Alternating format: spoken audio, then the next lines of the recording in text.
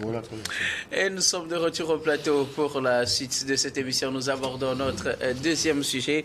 Direction le Niger. Le CNSP refuse de libérer Mohamed Bazoum pour faire lever les sanctions lors de sa session 44, soit en quatrième session ordinaire du sommet des chefs d'État de la CEDEAO. La CEDEAO a demandé, entre autres, la libération du président déchu, Mohamed Bazoum, pour permettre à elle, autre CEDEAO, d'engager aussi une révision de ses positions, en commençant par la levée des sanctions prises contre le Niger. De son côté, un trio de chefs d'État a été formé pour mener la discussion avec le Niger, mais en attendant, le Niger se prononce déjà sur une partie de ses recommandations. Le général Tiani avait déjà expliqué pourquoi le président déchu Mohamed Bazoum n'était pas libéré au lendemain de sa détention. Une position difficile aujourd'hui pour les deux parties. Libérer Mohamed Bazoum, que fera partie des exigences ou des demandes clés de la CEDEAO, quelque chose que le CNSP ne veut pas entendre de cette oreille, parce que pour lui, le président déchu Mohamed Bazoum doit être détenu à cause d'une certaine situation de sécurité intérieure. On se rappelle qu'il a été accusé. Il y a plusieurs accusations qui pèsent contre lui. Entre-temps, il a même tenté de s'évader, ce qui n'a pas réussi pour lui. Bazoum toujours en détention. Le CNSP refuse de le libérer. La CEDEAO exige une libération pour pouvoir assouplir ses sanctions.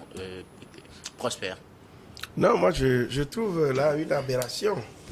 On a l'impression que pour la CEDEAO, c'est Bazoum qui compte mieux que le peuple nigérien. Et ça, je crois quand même que c'est la duplicité et le manque même de professionnalisme et d'égard plutôt de la CEDEAO vis-à-vis des populations. Vous savez, cette histoire de libération de Bazoum remet vraiment sur le tablier la conception du pouvoir nigérien et de la majorité des Africains, des panafricanistes et autres, que Bazoum a été vraiment un agent du terrorisme et consacré donc des Occidentaux. Parce que à chaque fois que le problème arrive, on ne se soucie pas comme on appelle, de la situation de la population. On a coupé les aides, on a coupé les vivres, on a mis une sanction inique, cynique et inhumaine plutôt, sur ce pays-là. Et finalement, lorsqu'on se regroupe, la rhétorique, c'est de libérer Bazoum pour qu'on allège la souffrance du peuple nigérien. Et je suis aussi d'avis que le président de la transition et tout son gouvernement s'y opposent fermement. Parce que libérer Bazoum serait vraiment suicidaire pour le régime nigérien, pour les autorités. Moi, je les appelle des autorités légitimes du Nigeria et non la junte. Du Niger. Non, du Niger plutôt, non la junte, parce que c'est de l'injure à l'égard du peuple. Quand De Gaulle avait, comme on appelle, combattu pour la France, c'était aussi une junte, pourquoi on ne l'a pas appelé junte, et c'est ici qu'on dit junte. Donc, la légalité le respect pour l'Afrique, nous devons pouvoir le détenir. Maintenant, je dis, Bazoum est impropre. Il a été d'abord accusé de beaucoup de chefs d'accusation. Maintenant, quand la CEDEAO demande de le libérer, et on propose même à la junte de lui chercher même un pays d'accueil, quel sera ce pays d'accueil-là que la junte va choisir pour un détenu, un criminel qu'on a pris, qu'on doit juger et qu'on doit libérer sous peine que, pour la simple raison que si on le fait, on va alléger les souffrances du peuple nigérien. Donc je crois que on n'est pas dans une situation normale. Et je pense que les dirigeants de la CEDEAO, certains d'entre eux, quand on a mis en place, comme on appelle, un conseil de chefs d'État pour aller donc négocier, on a le gentil qui est Faure Gnassingbé, le méchant Patrice Talon, et puis le médium, celui-là, excusez-moi, qui est entre eux, le président sierra-léonais. N'est-ce pas trop hasardeux de qualifier les chefs d'État comme ça par rapport à leur position? Mais je pense que ceux que vous qualifiez de tous les noms, en fait, ils étaient juste dans l'application des décisions de la CEDEAO. Bon, c'est la CEDEAO qui a pris les décisions aussi, oui, vous savez, il y a les accords et l'esprit des accords. Quand un chef d'État décide de fermer une frontière entièrement... Ce n'est pas la première fois qu'on ferme une frontière. Mais je crois quand même. Donc c'est pourquoi moi je le classe parmi les méchants.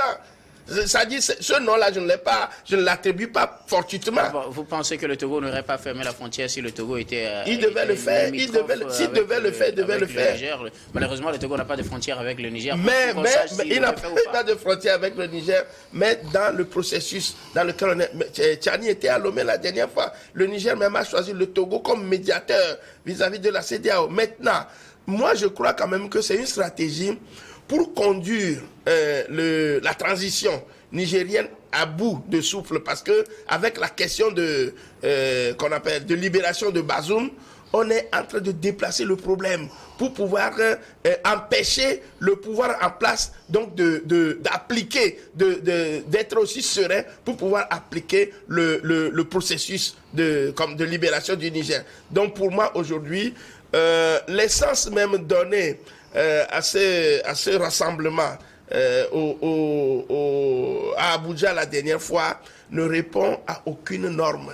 Et pour moi, les Nigériens et les panafricanistes doivent tenir ferme. Bazoum doit être jugé parce que quand vous lisez les chefs d'accusation portés contre lui, même sur sa nationalité, il y a des doutes.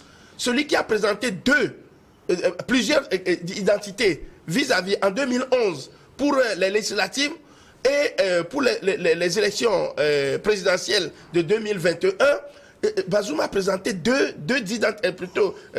naissances, deux actes de naissance. Et aujourd'hui même, le président de la Cour constitutionnelle est recherché activement, qui doit être jugé. Donc pour moi, c'est un criminel qu'on doit garder au Niouf pour pouvoir le juger. Et si c'est la condition, c'est qu'on doit libérer Bazoum pour que les sanctions soient allégées, je dis non. Moi, je pose une fin de non-recevoir. En tout cas, vous n'êtes pas nigérien.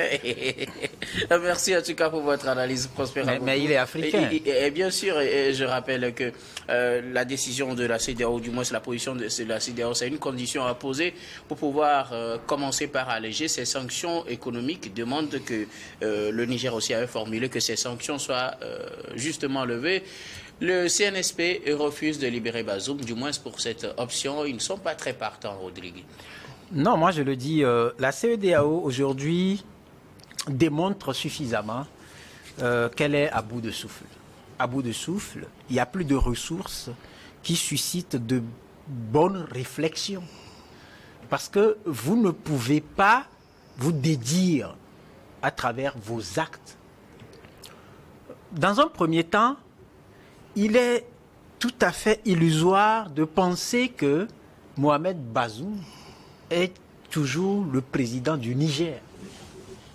Et la CEDEAO l'a fait la dernière fois à Abuja, en faisant siéger le Premier ministre sous Mohamed Bazoum au titre d'autorité du Niger. Ça, ce sont des conneries. Personne n'a applaudi le coup d'État. Mais soyons dans les faits. Les coups d'État ou le coup d'État qui est arrivé au Niger fait suite à des situations. Et moi, j'ai dit dans mes exposés, un peu partout quand j'ai fait une tournée européenne, je l'ai dit, il faut comprendre d'abord la crise. Parce que dans le processus ou le mécanisme de règlement de crise, il faut comprendre la crise. Il faut comprendre les positions tranchées des parties prenantes, des forces en présence. Et pour se positionner comme médiateur, c'est qu'en réalité, on n'a pas de parti pris. Mais on a des valeurs et des principes capables d'amener les positions à converger ou non, à d'abord adoucir le ton, accepter de se retrouver autour d'une table et discuter sans tabou des sujets qui fâchent. Mais en faisant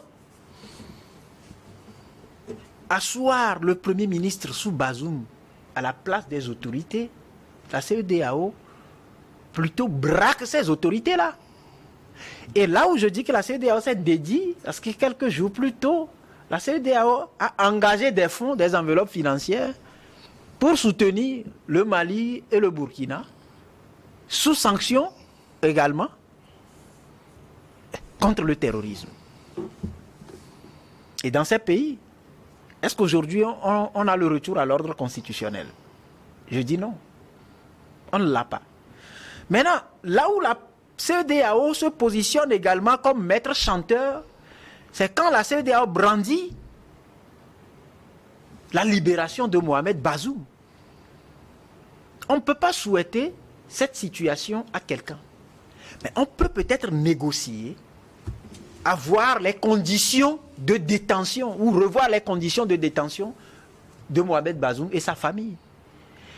Et à partir de cet instant, on s'engage dans un processus qui va conduire à sa libération ou peut-être à son jugement, si c'est l'option choisie.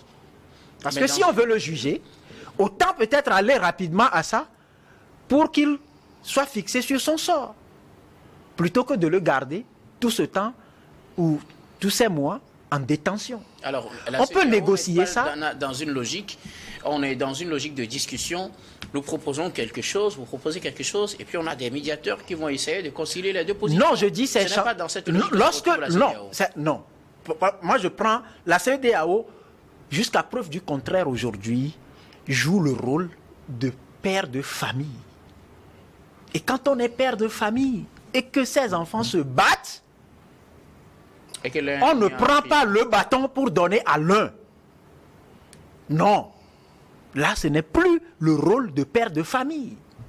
Là, on demande à l'un de libérer l'autre. C'est ce que je dis.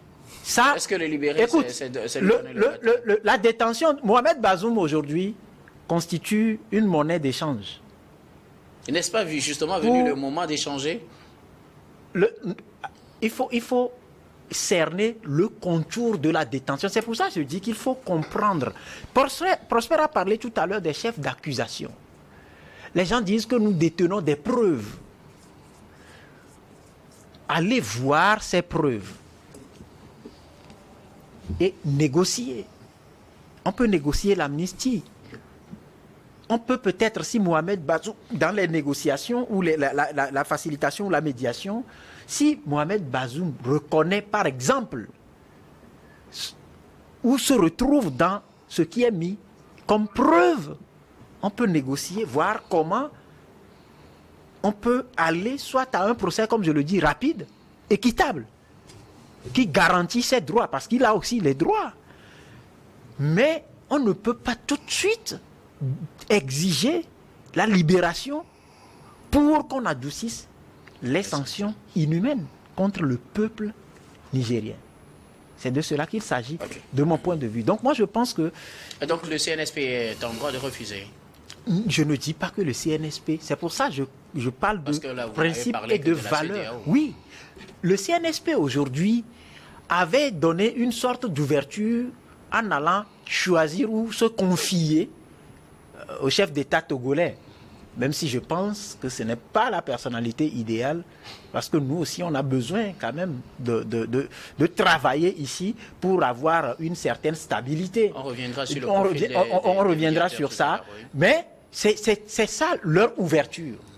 Et vous vous souvenez qu'à quelques jours de cette session à Abuja, le président actuel du Niger est arrivé à Lomé, certainement avec un cahier portant des points je ne dirais pas revendication, des points de négociation.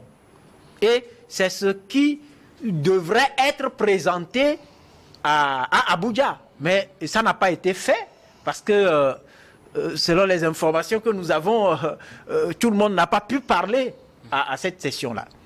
Alors quand vous prenez ça, ce sont des postures qui ne peuvent pas contribuer à asseoir un environnement favorable à des discussions d'égal à égal qui respectent des normes données et qui peut soit conduire à l'organisation d'un procès ou soit conduire à la libération de Mohamed Bazoum. Alors, Credo Tété, le CNSP refuse de libérer Bazoum. C'est l'exigence de la CEDEAO pour pouvoir assouplir ces sanctions retenues contre le Niger depuis le coup d'État du 26 juillet. Oui, et moi je ne voudrais pas jouer le rôle de procureur de la République, ni de la partie civile, ni de la partie défenderesse, mais je voudrais me positionner dans le rôle de celui qui assiste à un procès. Donc il faut faire la part des choses.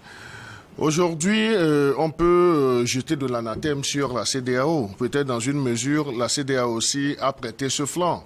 Dans les premières heures de la crise au Niger, la posture, disons, guerrière de la CEDEAO n'a pas arrangé les choses. Donc il faut avoir l'humilité d'esprit. C'est ça d'ailleurs qui a aggravé la situation. De reconnaître cela, les propos du président de la conférence des chefs d'État de la CEDEAO avaient braqué les choses. Là, c'est les gens, la partie qui est aujourd'hui accusée. Ensuite, les propos du président béninois, Patrice Talon, avaient également braqué, disons, les autorités de la transition au Niger. Donc, il a fallu, il nous en souvient, que la première délégation de la CEDEAO qui devait aller à Niamey a été refusée. Ouais. Il y a aussi eu les propos de notre ami de la Côte d'Ivoire. Oui, là, je voudrais mettre ça sous le coup de l'âge. Donc là, en prenant les déclarations du président de la conférence des chefs d'État de la CEDEAO, du président béninois Patrice Talon, qui était dans une logique également pour rétablir l'ordre constitutionnel, la partie qui est en face était déjà braquée et cela n'a pas avantagé la CEDEAO. Ce qui a fait que dans un premier temps, lorsque une délégation de la CEDEAO devrait aller au Niger, donc les autorités de l'heure ont opposé un refus catégorique. Mais il a fallu que le chef de l'État togolais, Faure Gnassingbé, prenne langue dans un couloir de discussion avec les autorités de la transition pour que l'ancien président nigérien, le général Aboubakar, puisse conduire une délégation pour aller, disons, dans les premières heures de la crise, échanger, je dis bien échanger avec les autorités militaires pour connaître leur mobile réel. Et lorsque le général Aboubakar du Nigeria, qui a conduit la délégation avec des officiels religieux, il a dit dans ses premières déclarations, après les échanges, que les autorités de la transition ne voudraient pas qu'on inscrive ce point de libération de M. Bazoum dans les points de discussion. Donc ça, ce n'est pas aujourd'hui que le CNSP prend cette posture. Donc, il l'avait dit plus tôt. Et en opposition, on a vu que la CEDEAO aussi était assez tranchée, sinon tranchante, en disant, avant toute négociation, il faudrait que le président, en greffe élu, retrouve son fauteuil ou bien retrouve la liberté de ses mouvements avant toute discussion. Donc ça, c'est une posture, et moi je la comprends un peu, c'est une posture d'une organisation sous-régionale. Donc ils sont dans un rôle aussi. Aussi de la conférence des chefs d'État, dont l'un des leurs est aujourd'hui arrêté. Oui, et c'est pourquoi je parle en termes d'institutionnalisation d'une organisation. Et vous avez également, nous avons également un point qui semble aujourd'hui renforcer la position du CNSP. Parce qu'ils avaient réclamé la démission de M. Bazoum. M. Bazoum aussi a dit « je ne démissionne pas ». Donc, ce qui les renforce aujourd'hui, ce qui ne leur garantisse pas le fait que quelqu'un à qui on a demandé la démission pour pouvoir dérouler les tapis ait refusé cette démission, si on le libère, est-ce que la personne-là ne va toujours pas revendiquer son statut de chef de l'État? Et nous avons vu également dans le déroulement de la crise qu'à un certain moment, il était toujours dans cette posture de président, de premier décideur, bien qu'il n'ait pas, qu'il n'ait plus les moyens nécessaires. Et quand la délégation de la CEDEAO était partie le rencontrer, il n'a pas fait comme quelqu'un qui est, en position de faiblesse. Pour lui, c'était encore Alice au pays des merveilles. C'est une fronde qui serait menée et que dans les heures suivantes... Qui peut être canalisée. Qui peut être canalisée, que les gens vont revenir à de meilleures raisons. Donc là, cela n'a pas, aussi facilité les choses. Et nous aurions remarqué aussi, si on fait une bonne lecture, que c'est après le départ de cette délégation qui a rencontré M. Bazoum en sa résidence surveillée que le procureur général a fait immédiatement une sortie pour notifier des chefs d'accusation, ce qui pèserait sur le président Bazoum, qu'on peut aujourd'hui, parce qu'il n'y a pas encore eu de procès véritable, donc on peut dire qu'il est présumé innocent. Et lorsque nous comprenons, le langage juridique ou bien judiciaire, un chef d'accusation ne voudrait pas dire que la personne sur qui porte ce chef d'accusation est reconnu coupable, parce qu'il faudrait aller dans les débats, il faudrait prouver. Et là, les preuves, on n'a pas encore ouvert les débats, donc on ne peut pas dire que le président Bazoum serait responsable de ce que on lui reproche. Et également, on ne peut pas dire que le président Bazoum serait nickel dans ce qu'on lui reprocherait, mais toujours est-il que cette posture de la CEDEAO, en insistant à ce que M. Bazoum recouvre sa liberté avant le gel des dispositions qui, aujourd'hui, pèsent sur le peuple nigérien. Nous l'avions dit, que les sanctions de la CEDEAO n'arrangent pas la situation, parce que si nous parlons de la CEDEAO des peuples, il faut prendre en considération les populations. Parce que dans les premières heures de ces sanctions, on a vu, un renforcement de position, aussi bien une communion d'esprit entre les militaires qui ont fait le coup d'État et les populations. Parce qu'on s'est dit, si la CEDEAO se préoccupait des populations, les sanctions économiques là ne seraient pas privilégiées. Aujourd'hui, elle veut lever ces sanctions, maintenant elle demande aussi la libération de Bazoum.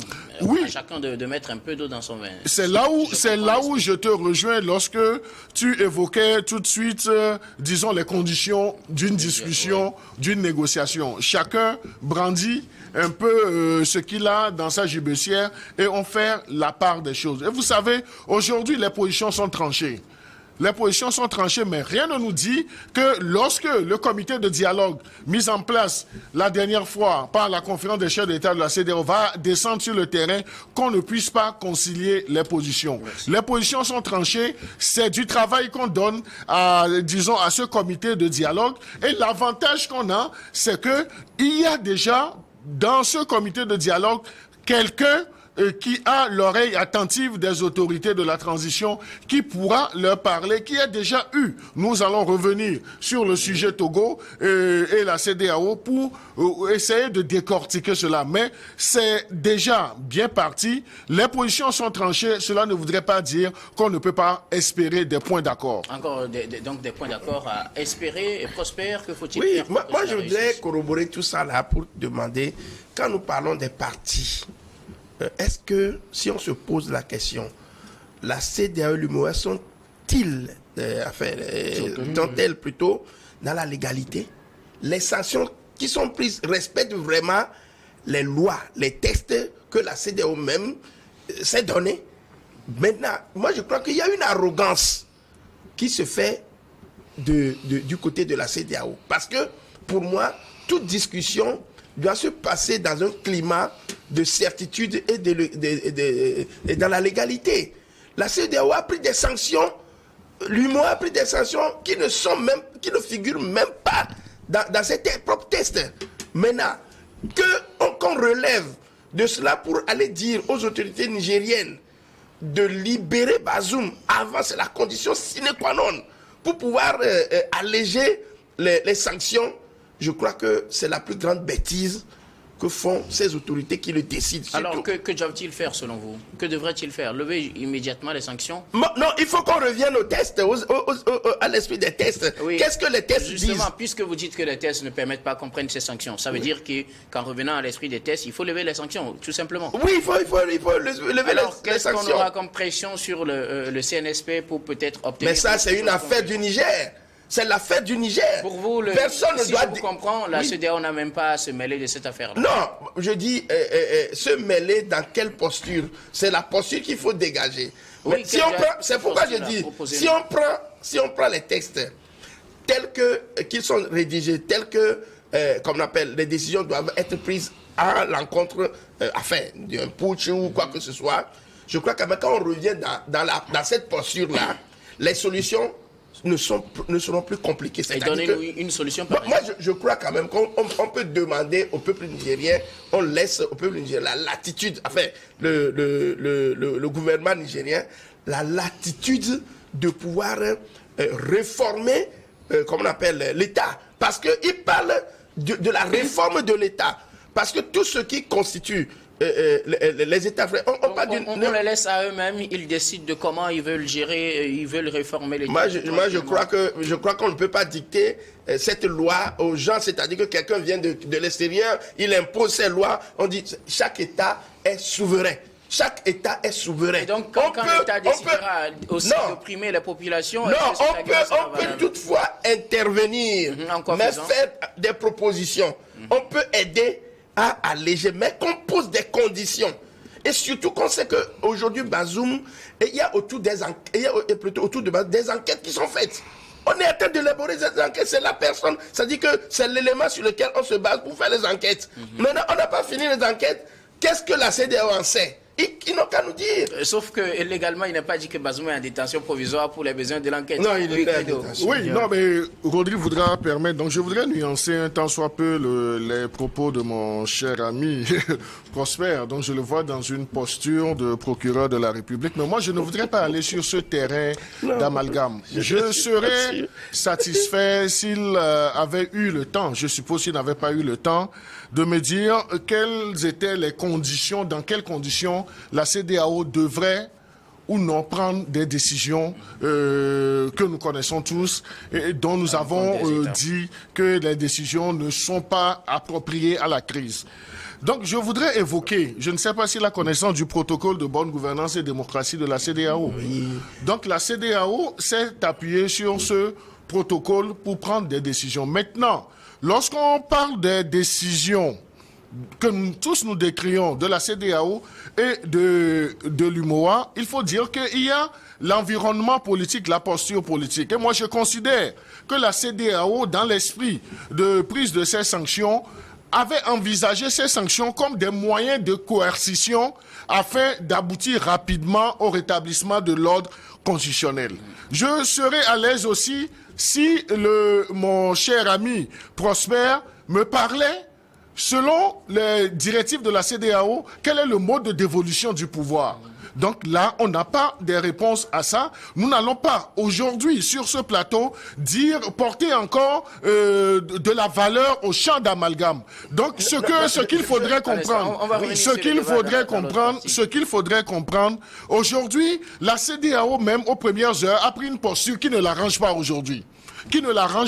Et cette posture a braqué aussi les autorités de la transition du Niger. Maintenant, il faut juste avoir de la mesure, trouver le juste milieu parce que le Niger aussi a besoin de s'ouvrir sur les autres pays. Et lorsque le président du Niger actuel est venu voir le président togolais la dernière fois, il a manifesté le désir afin que la situation connaît un dégel et il l'avait dit plus tôt, avant même d'arriver au Togo, qu'il va falloir, et c'est là où il a porté le choix sur le président du Togo pour mener des discussions, non seulement avec la CEDEAO, mais avec la communauté internationale. Donc, lorsque nous allons faire des analyses, il faudrait qu'on se garde des amalgames pour ne pas embrouiller ceux qui nous suivent, parce que nous n'avons pas la science infuse, nous ne sommes pas si intelligents, nous ne sommes pas plus intelligents que ces personnes. Sauf que Credo oublie de dire pour quel coup d'État on doit appliquer ces actions. Il y a eu des coups d'État constitutionnels. Non,